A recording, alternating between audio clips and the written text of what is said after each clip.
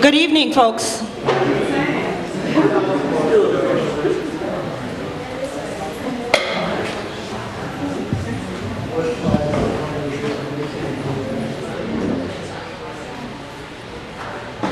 Thank you all for coming out tonight to the Madison Stands with Standing Rock potluck and fundraiser. Great turnout. Glad you all can make it. I know there's a lot of competing factors, and I appreciate you taking the time to come and listen to our speakers, learn about what's going on. Perhaps you already know some, but maybe you'll learn some more tonight. There is a lineup of speakers, and this event is supposed to end at 8:30, and I know there's lots of people who would perhaps like to share stories, but in the interest of time, we're going to try to keep it to so we're out of here at 8:30. My name is Rachel Byington. I'm a citizen of the Choctaw Nation of Oklahoma.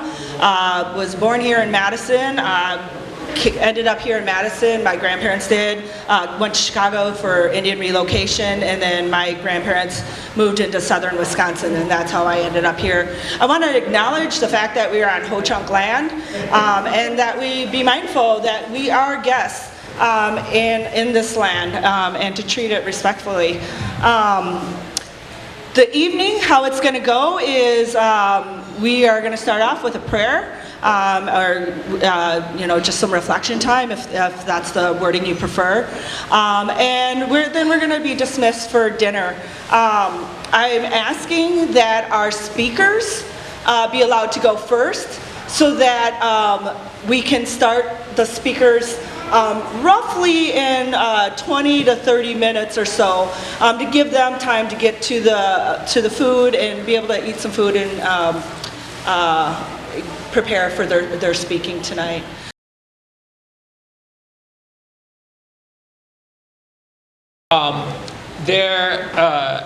Starting tomorrow, December 1st, there is has been called for a month of action against Dakota Access in solidarity with Standing Rock all over the world. So it's a global month of action. And many actions will be taking place around the world tomorrow. Here in Madison, there is an action planned on Friday, December 2nd, that's this Friday, from 4 to 6 p.m. at the Army Corps of Engineers offices on D'Onofrio Drive, just not far from where we are now. So this is being planned on short notice because of all that's happened in the last week with the Army Corps' eviction notice and now the governor's statement, evacuation order, and the veterans going out there, and things could get messy this weekend. So we want to be at the Army Corps office and send a loud, clear message that they need to rescind the eviction. They need to stop permits for DAPL, not issue permits to go to access, and they need to stop the project, stop DAPL. That I hope to see you there if you can make it. Again, 4 to 6 p.m. at the Army Corps of Engineers office on D'Onofrio Drive. Because it's such short notice, we also need to quickly plan what it's going to look like. It could just be a rally. There'll certainly be there'll certainly be a picket with signs on the sidewalk, illegal action, but all the details haven't been planned yet. So if you are interested in helping plan those details, we're going to have a conference call phone meeting tomorrow night at 7:30 p.m. tomorrow night, and I'll pass around a sign-up sheet if you're interested in being on that and helping plan what tomorrow's action or Friday's action will look like. So, thank you.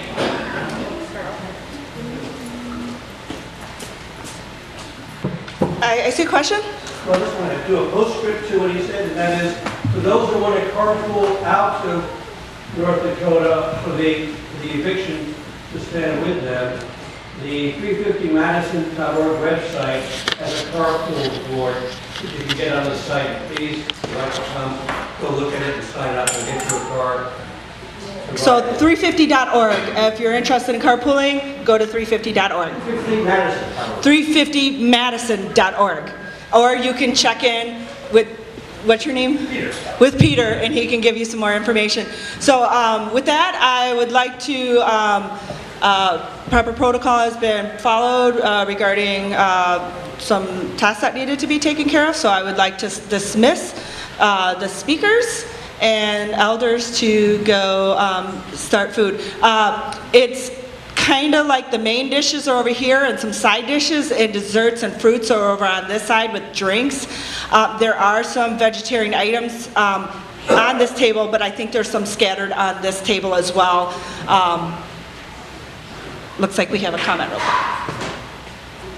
So we also have a Facebook page, and there are events on the Madison to Standing Rock Facebook page. If people could use those events, if they're thinking of going, it would be really, really helpful for us to use that as a coordination tool. Thank you.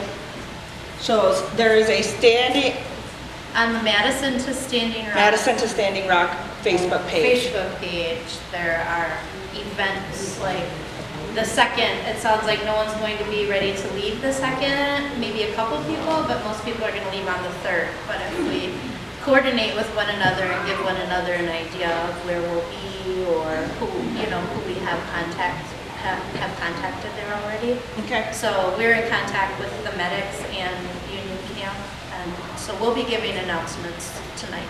Okay. So check it. There's Facebook page, and you can check in with Shadera if you would like some more information with that about that. So please, speakers and elders, go grab some food, and then after that, everybody else is welcome to head out there. Thank you so much, everybody, for coming out tonight, sharing food, breaking bread, connecting with friends, making new friends.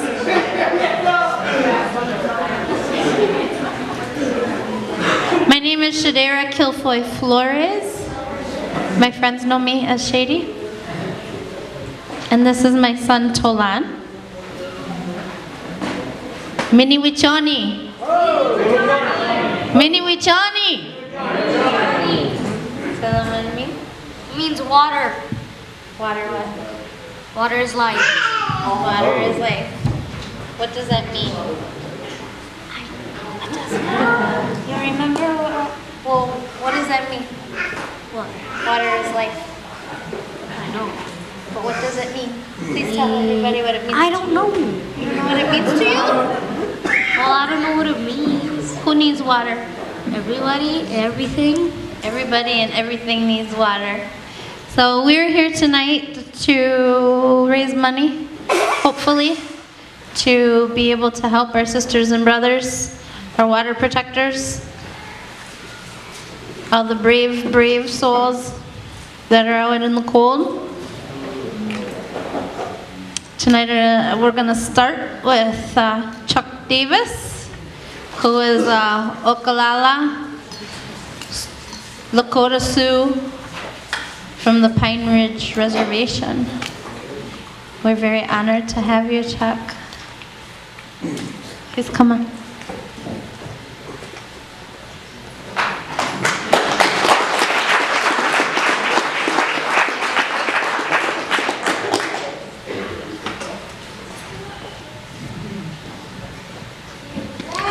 Mitakepe. Chante etan upi imachaplo napre chuza. Owe shicha tioshpae etan.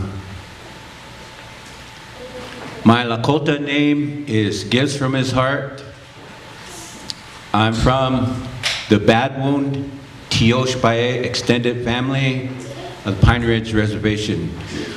The Oglala Lakota Nation, one of the 7 bands of the Ocheti Shakawee, the 7 council fires of the Lakota, Dakota, Nakota Nation. This is also the big camp that's out there at Standing Rock is named after this It's Ocheti Shakawin. And then there's the original camp, Sacred Stone. And then Rosebud Camp across. And then there's Red Warrior Camp that's within Ocheti Shakawin, actually. I also said, I shake all of your hands. I'm very honored tonight here to be in this circle. I'm a bit under the weather, so this is good medicine for me. So I say Lila Wopila Tonka. The biggest of thank you to you guys, all of you. Madison water protecting community is rising. Yes, that makes my heart feel good. I thank you all for coming here, supporting my relatives up there in Standing Rock. This coming weekend is going to be very trying, to be very significant, historical. There's, some of you may know, but there's about 2,000 veterans of all nations, nationalities, ethnicities that are going to be there at Standing Rock and going to stand up. This is a common thread I always like to emphasize because I want to reach the people that aren't indigenous, the ones that are pro-pipeline, so to speak, common threads that will connect with them. Veterans is strong in that. My grandfather was a Lakota code talker in World War II, and there were many tribes, code talkers. Most famous were the Navajo code talkers. But he served and he fought with, not just indigenous in his regiment, and he got a medal for it. And then I worked for the Ho-Chunk Nation as a youth coordinator. I'm very honored because I've cultivated youth ever since the 80s. It's come to be my path, and I cultivated this 7th generation. The 7th generation is a prophecy that brought about and rooted Standing Rock. The Standing Rock Youth Council set up a camp back in April, and then they ran to Nebraska to bring about awareness. Then they ran to Washington, D.C., and then the rest is history. It brought the world together. And the prophecy is that the 7th generation will bring the people back to the center of the circle. So this is all peoples. Up there at the camp, I was very blessed with becoming learned of many prophecies. Black snake prophecy, that was a black snake was going to come from the north, bringing with it destruction and devastation.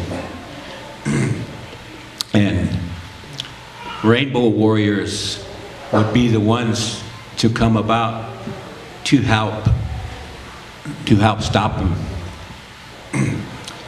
And it's also in many tribes' prophecies that rainbow warriors that I've been just becoming educated lately. Hopi, Cree, and many other ones. And they all kind of say the same thing. There will be a time when the waters are blackened, the trees are dying, the animals are dying, and there would be a group that would come with love, prayer, and peace and make the earth green again. And they would be called rainbow warriors. All the people at Standing Rock are from all nations, ethnicities, peoples, therefore constituting rainbow warriors. All of you are rainbow warriors. I'm honored to fight this black snake with all of you as rainbow warriors. We're all members of CIA too, you know, coherent, intelligently awakened. So be proud, be CIA. CIA. So I always like to connect in line with the camps up there at Standing Rock. So I'll say and you say. Mini Wichoni. Mini Wichoni. Agua Espida. Agua Espida. Ni Wakan Chunk. Ni Wakan Chunk. Aho. Mini Wichoni is Lakota. Water is life. Agua Espida is Mexica. Water is life. And Ni Wakan Chunk is Ho Chunk. Water is sacred.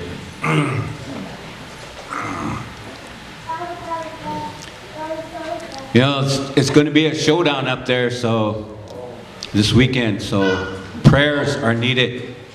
Please pray every day. Pray that we can make that stand against them. We have the 1851 and 1868 treaties that outline and say where Ocheti Shakawin is treaty land. Let me read you something.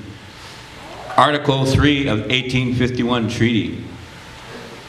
In consideration of the rights and privileges acknowledged in the preceding article, the United States bind themselves to protect the aforesaid Indian nations against the commission of all depredations by the people of the said United States, whilst lawfully residing in I jumped ahead. Take that back. And privileges acknowledged in the preceding article, the United States bind themselves to protect the aforesaid Indian nations against the commission of all depredations by the people of the said United States after the ratification of this treaty.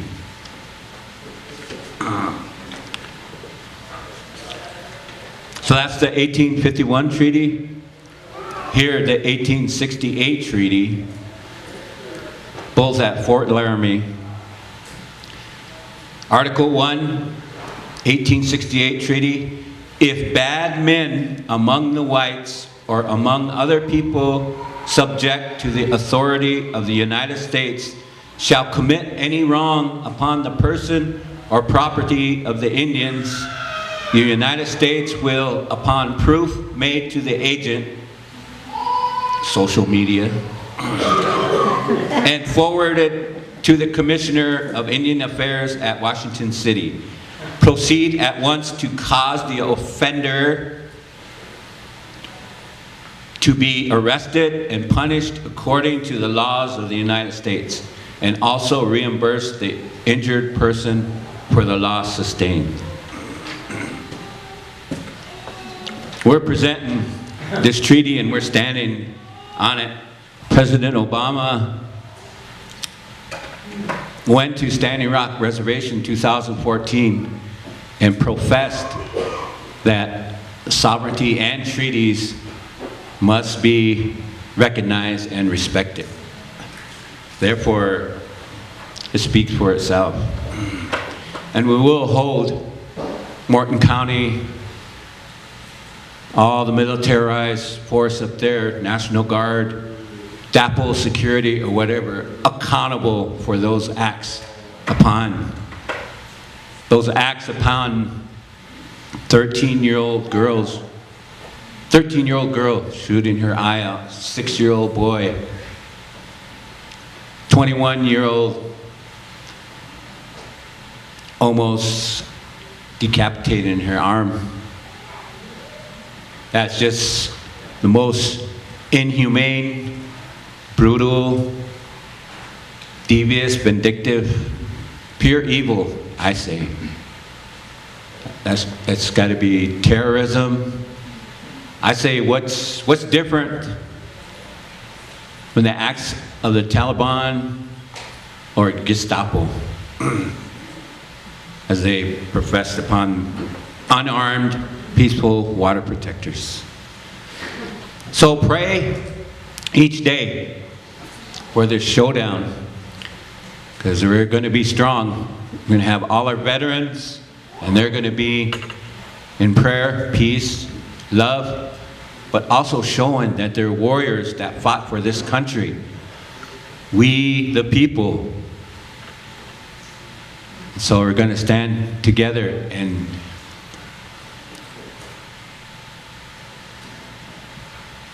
empower your prayers with declaration.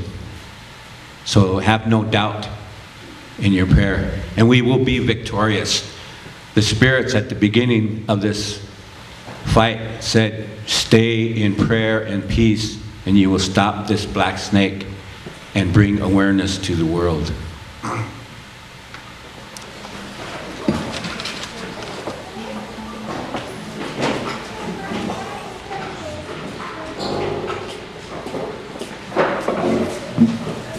We give a round of applause for Chuck Davis and guys who sung. I'd like to introduce our next speaker, Jessie Brown, who has been out to Standing Rock. She's going to share her perspectives as a medic, and she is community activist. I've just recently met her, and she is Maya.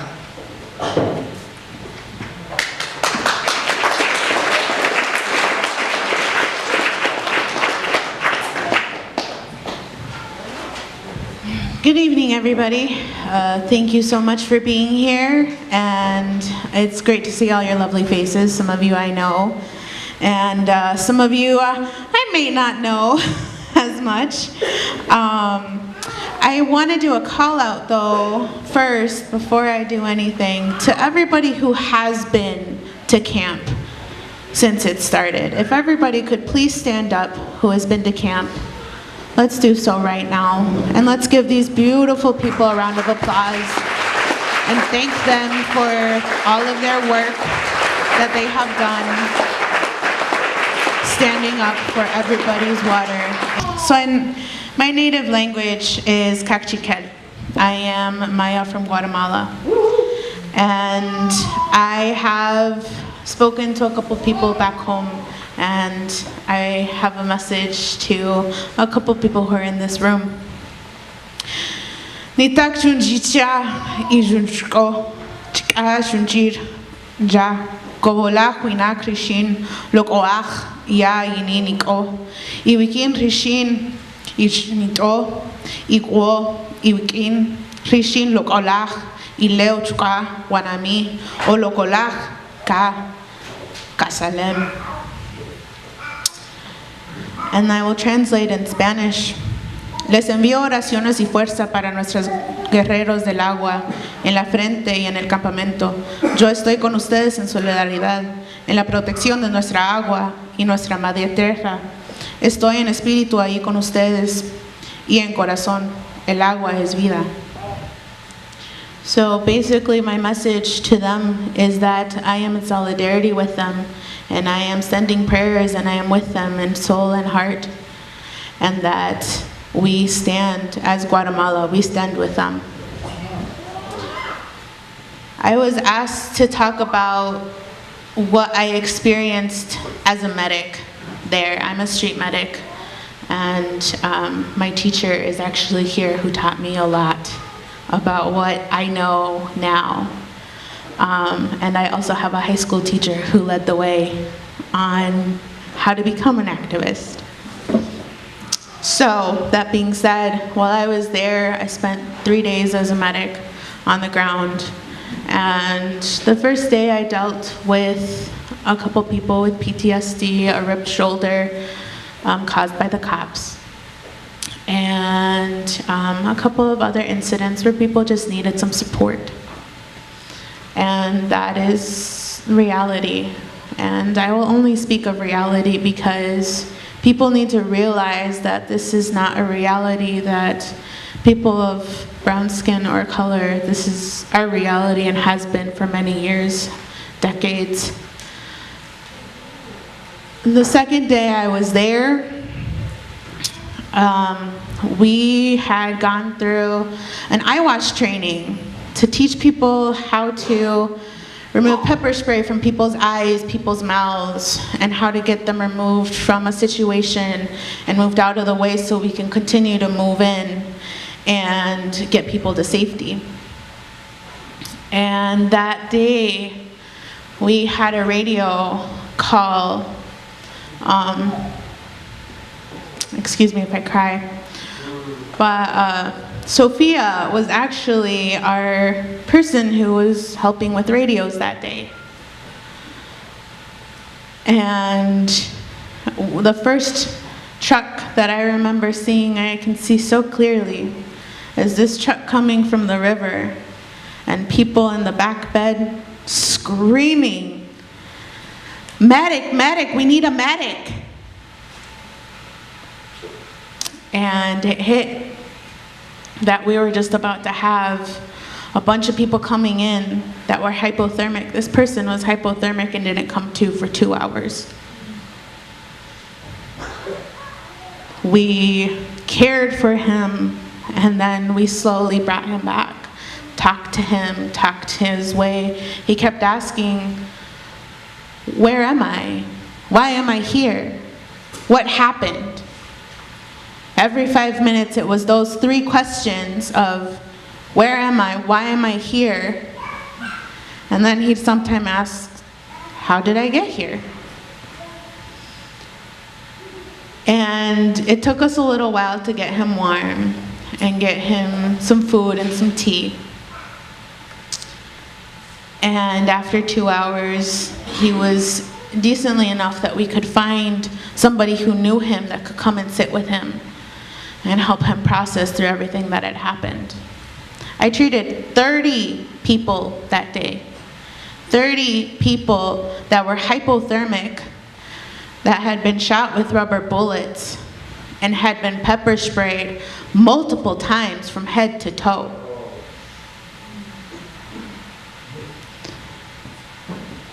And the last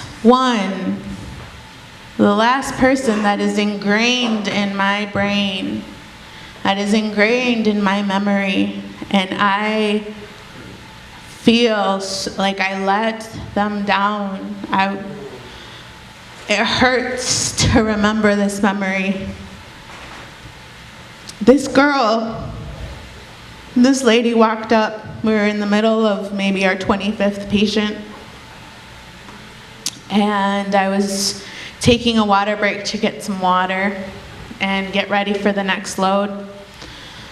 And this lady runs up to me and the medic standing next to me, and she goes, "Where's the kid?" We kind of look at each other like, what do you mean, where's the kid? We didn't see a kid come in.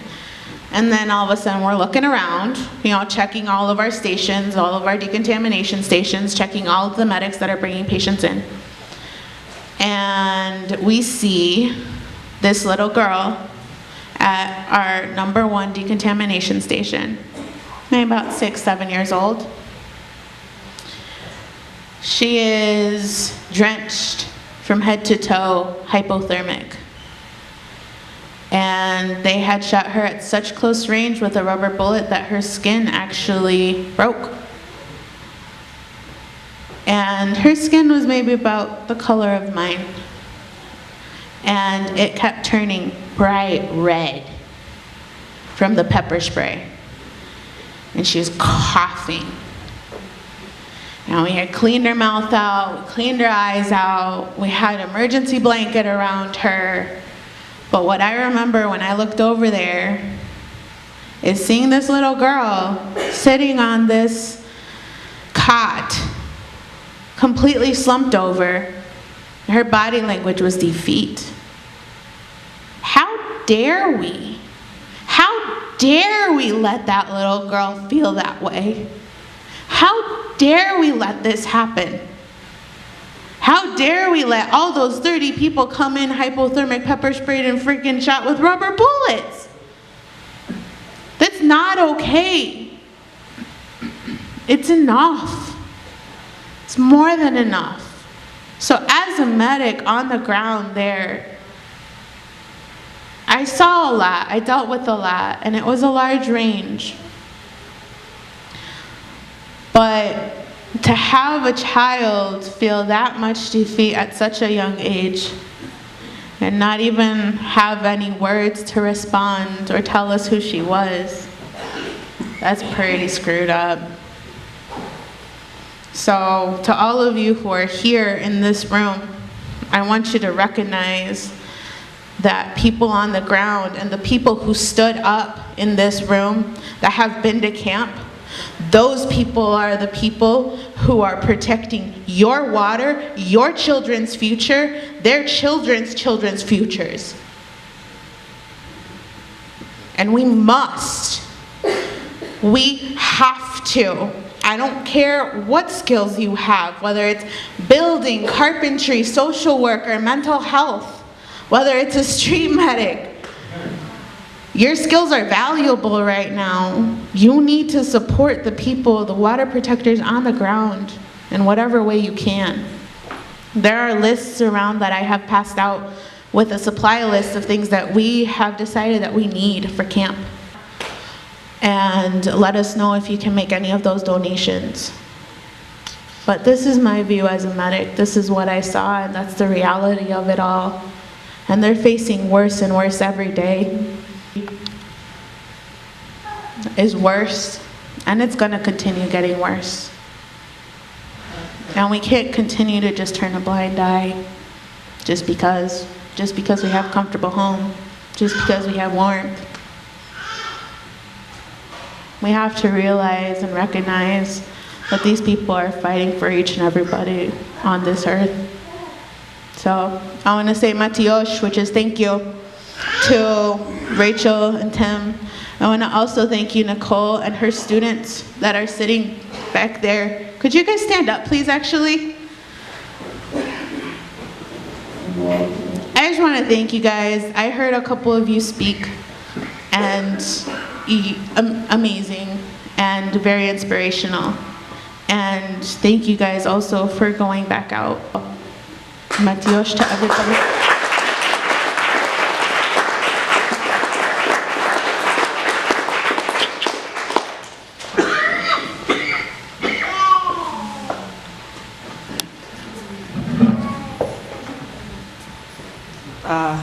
Just tough to hear those words. I mean, I've heard a little bit of these stories, and you read about it, and it's just so hard to think about. A little shaky right now. I want to bring up our next speaker, who shared some words with me. I also felt was a good perspective for us to hear. We've already seen her tonight, so Shady, if you can come back up, that would be wonderful.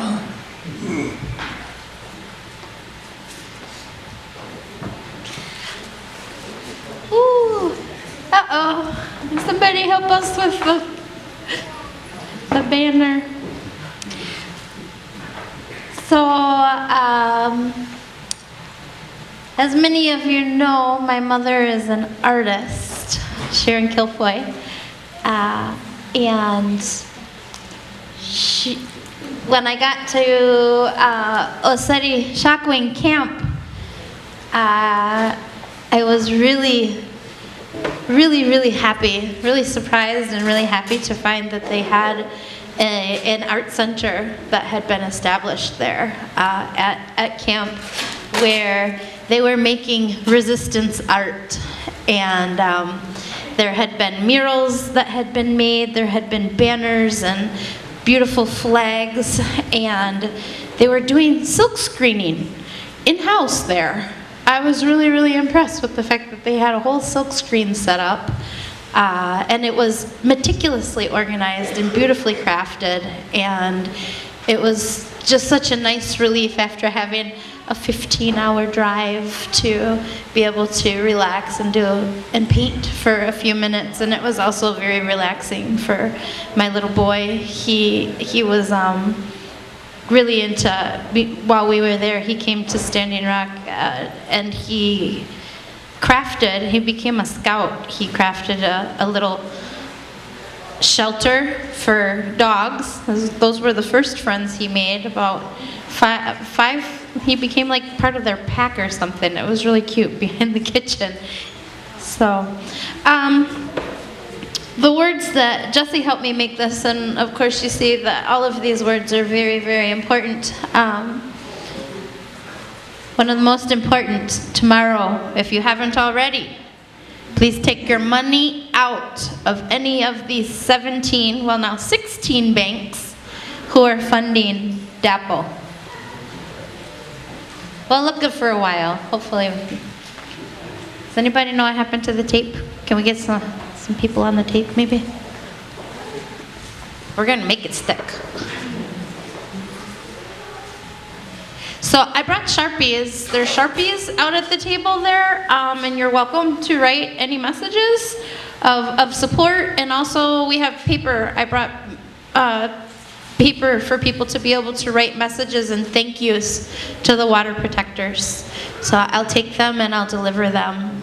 If you have message of thanks and messages of hope, please share those. I think it's important that these people know how much we appreciate and value what they're doing.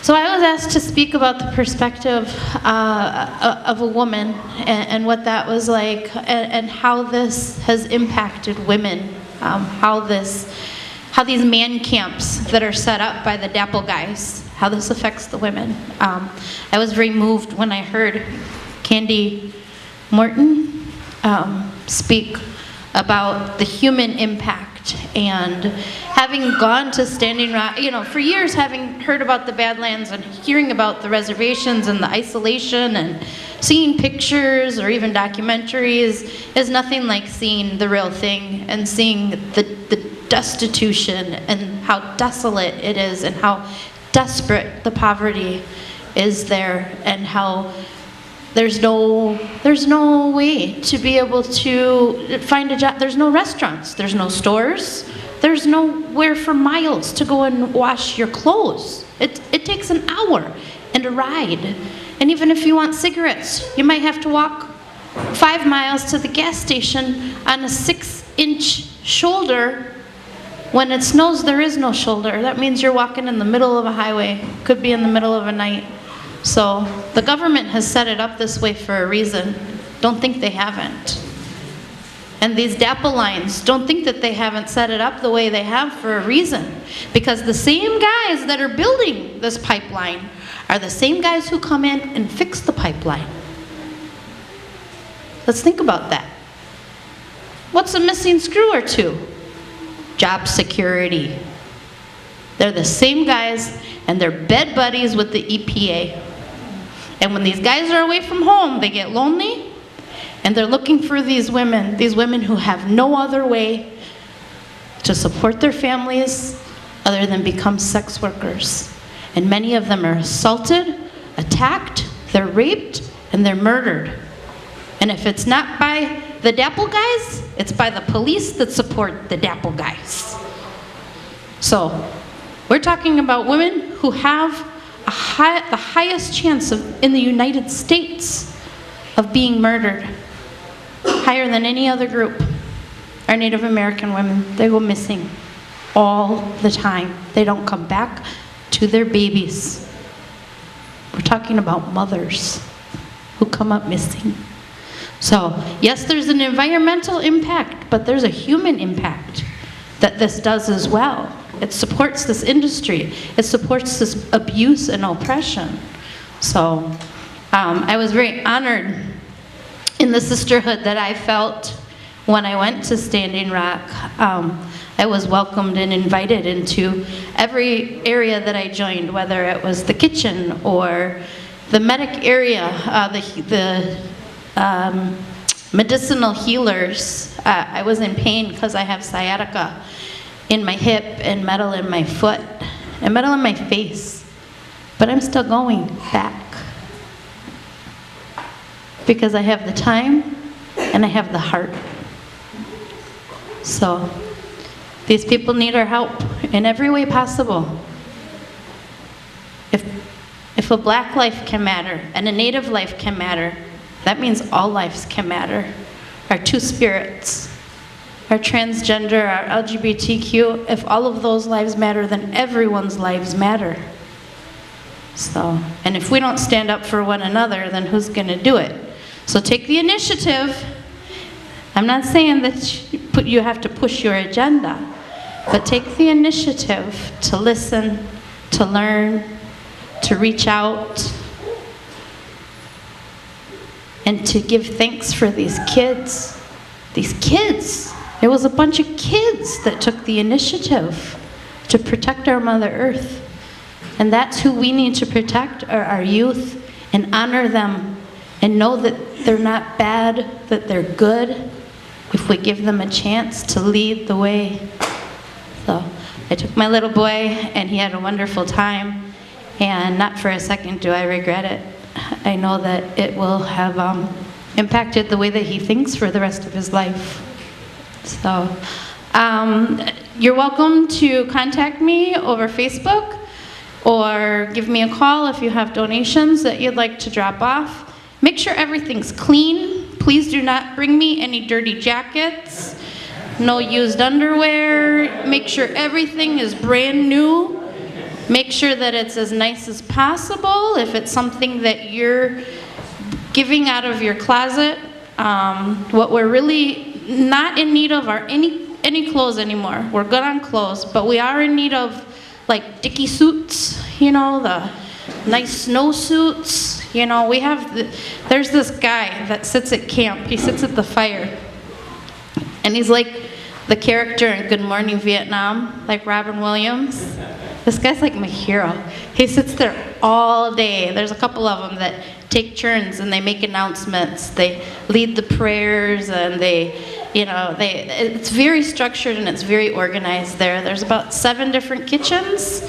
There's the medic tent, the medicinal tent, there's a body worker tent, and a mental health tent. And it's very structured and organized, but it's cold. So that's why we're trying to get it weatherized. Right now, we're trying to raise money first for a teepee, because the people who are leaving, we'd like to have shelter for them, for the emergency medics that are going back. So we're raising money first for a teepee, and then we're raising the money and asking for the materials to be able to build yurts. Gene Delcor has been kind enough to offer his leadership.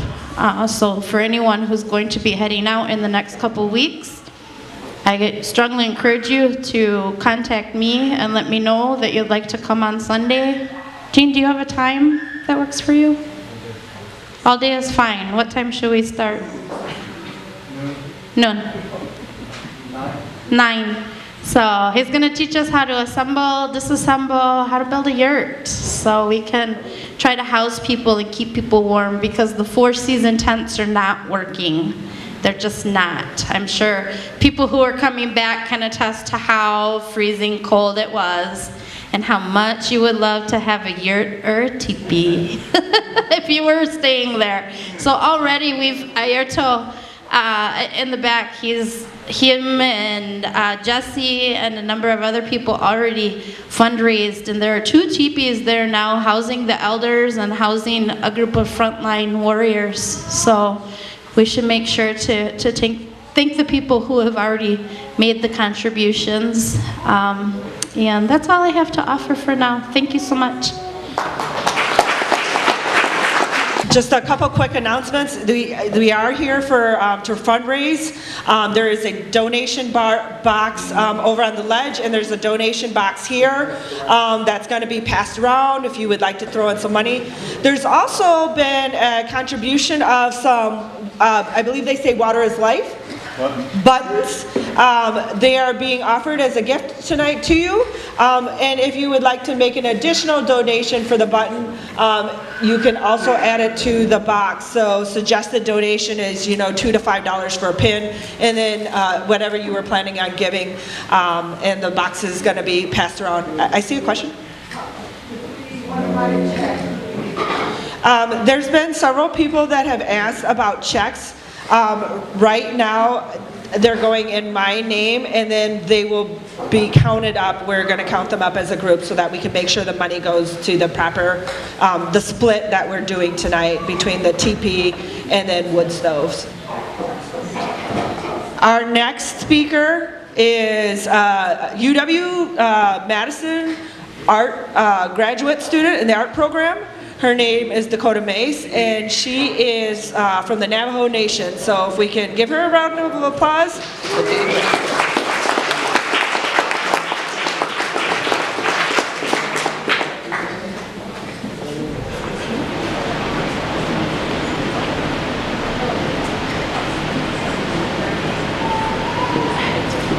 So, can you guys hear me? All right, good evening. Okay, so like this close? Okay. Hello, my name is Dakota Mace. I am born for the Red House clan, and my paternal clan is the Bear clan. I'm going to keep this extremely short because we don't have a lot of time. What we had done out there as students was actually to create a documentary and kind of learn the perspective of UW students being out there at Standing Rock, as well as being young Native women.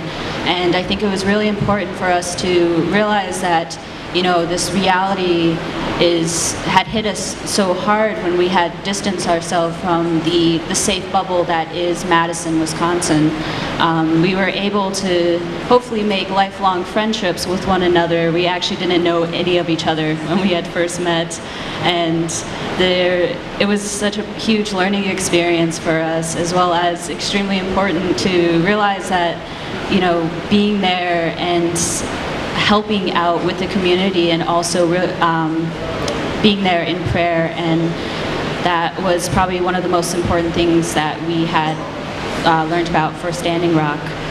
Just a couple of things to bring up is, don't go there unless you can be self-sufficient at the camp. A lot of the supplies are very limited, and since it is winter, there is a lot more stuff that is needed. So if you can go out to Standing Rock, please be aware that you need to bring your own supplies. Like I said, this is a place to give and not to take. There is also a request by the tribe to boycott all Mandan and Bismarck businesses. It's better to donate here and have one of us take the stuff out there. There's been recent news in Mandan and Bismarck where they're denying service to people who are water protectors or Native Americans. And again, to bring up the fact that this isn't a festival, this is a very serious matter, and for you to go out there, you have to realize that this is a place of prayer and ceremony. Sheridan Bearhart, who is St. Croix and Bad River. So if we can welcome Sheridan, that'd be great.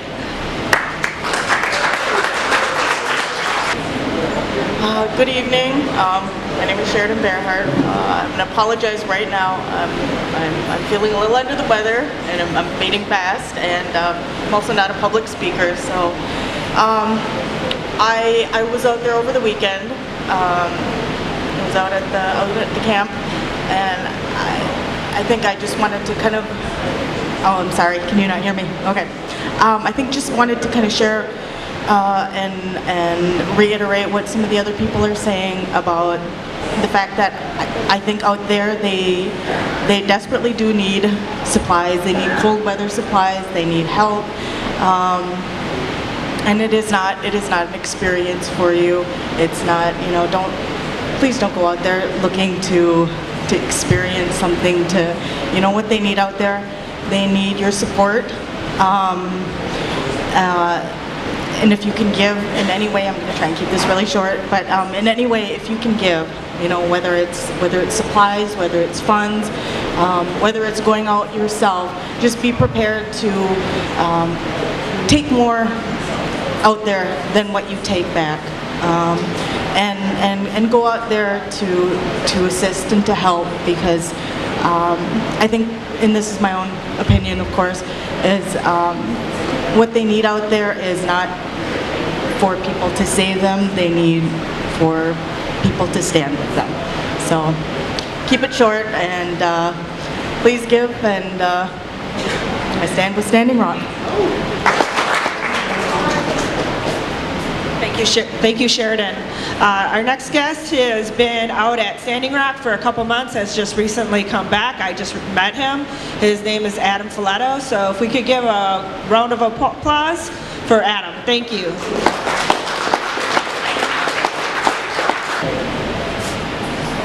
My name is Adam Filetti. My name is Adam Filetti. I live at Standing Rock.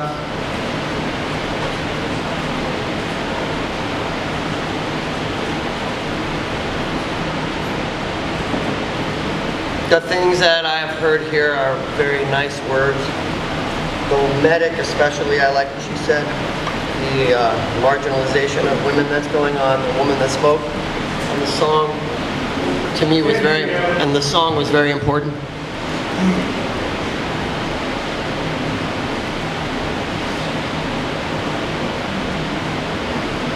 We have been in ceremony for some time at Standing Rock since April. The fire has been burning there.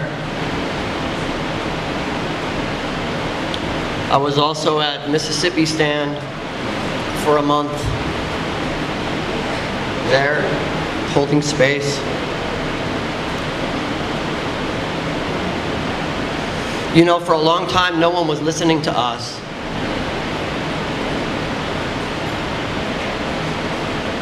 And I was surprised to see so many faces here. It's strange to leave there and to hear people talk about what we're doing. I mean, I haven't left till recently, because that's where my family and my home is. And that is where the people that I choose to stand with, and my brothers and sisters and all of my relations are. Because the savage devastation that will occur when the black snake breaks and pollutes the entire central United States, water and farmland.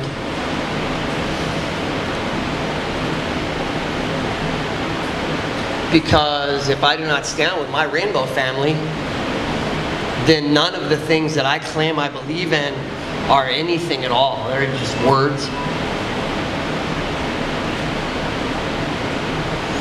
But I think it's important, and most important to know, is that we are a family at Asheti Sakawan. We are brothers and sisters. We wake and live and breathe in prayer there all day. We are in ceremony there against men that are trying to destroy our world. And I think that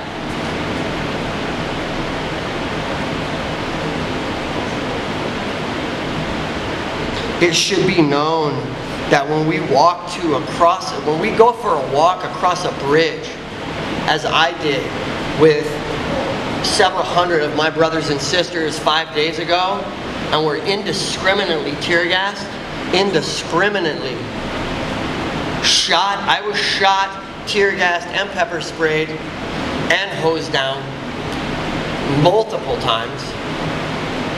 That evening when I don't know, I guess we got out there, it was about 30 degrees. By the time we were still standing, it was 10. I stripped down naked and was washed with thank you. Washed me down with, took off my clothes and washed me down with mela. And then I just put on piles of the donation clothes and go back. And I think what's most important about the space that we've held there so far is that we've reached so many of the human hearts that stand on the other side of the barbed wire from us. I've spoken to men on the other side of the barbed wire that they know that they will be punished if they speak to us. The men behind them will punish them. And I tell them, I know that you will be punished if you speak with me, brother. I know you will be punished. But understand that when your granddaughter asks you why all the food is bad and why the water is bad, you make sure, brother, you tell her where you stood with pride on this day when I came to talk to you. And 14 of those men in the last month from the local law enforcement have resigned. 8 others have, yes, 8 others have asked for permanent leave of absence for religious reasons.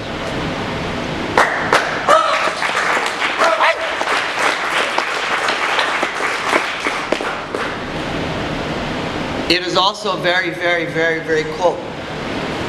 The savagery of shooting us with water cannons is indescribable to you in this room in Madison. With a 10-mile-an-hour wind in 10-degree weather in North Dakota at Standing Rock, it is so cold, I cannot tell you, let alone being soaking wet or laughing over and over and over and over again. So the human and civil rights violations that are going on, that are being inflicted by this company and the people they pay to do their bidding is not to be not highlighted. I was asked to be brief, so I will be brief. And close by saying it is very, very, very, very, very, very, very, very, very, very cold there.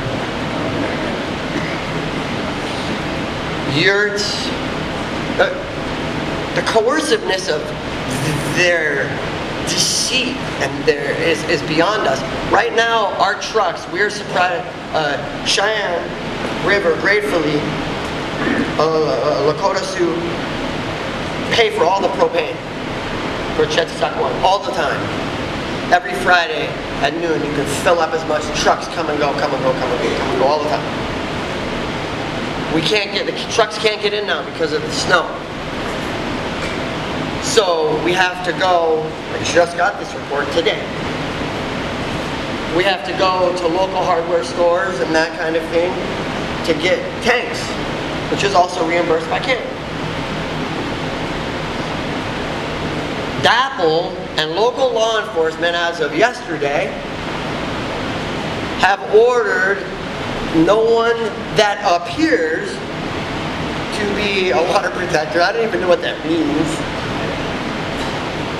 is to be sold anything that's combustible, because we're terrorists, evidently, which is what they're also, that coerciveness is trying to set a precedent for the fact that we are terrorists, so they can put felony charges on all of us. So propane can no longer be purchased within 60, 70 miles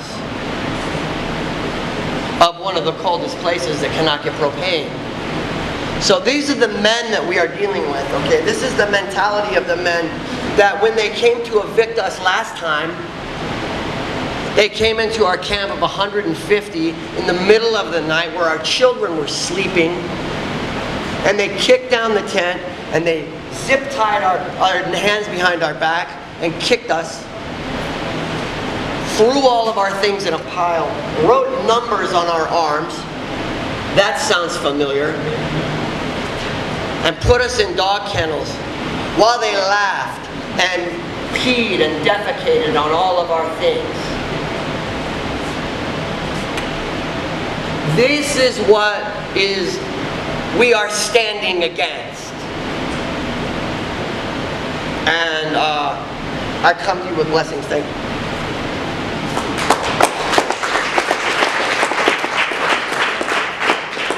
Thank you, Adam, for sharing your words and what's happening out there.